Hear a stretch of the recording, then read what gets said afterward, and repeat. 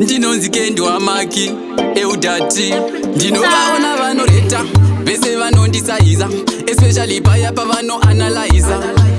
vakutiona sanaliza but meda we meda them tinokwapaiza manje umwe ndopesanisa shaya idzodzo handidi muyedzo ende iwe ziya izvozvo kuno munofira mafufuza makonzo aasi mafanisi kunge timina nabhonzo iye inokatsamba kumahetas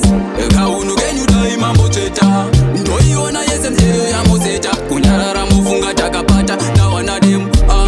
inokatsamba kumahetas kaunu kenyu dai mambotsveta ndoiona yese mzeyo yamozeta kunyarara mufunga takapata tawana demu papa kushanda matarenda ndovasiya vasarenda mangoma ndinetenda ndivana musandironda ndovatsiga nemabontu maliku anakonda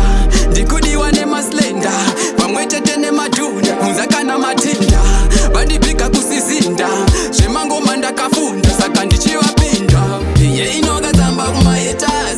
kaunu kenyu dai mambotsveta ndoiona yese mzeyo yamozeta kunyarara mufunga takapata tawana demu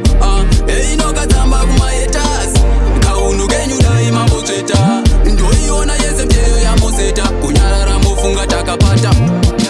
manje munzira yemafaro tese tichafambamo tese toda good life tese toda raramo hamutikani mukabva mazongo edhamo sandati munhu wese akunditi evhamo manje umwe ndopesanisa shaya idzodzo handidi muyedzo ende iwe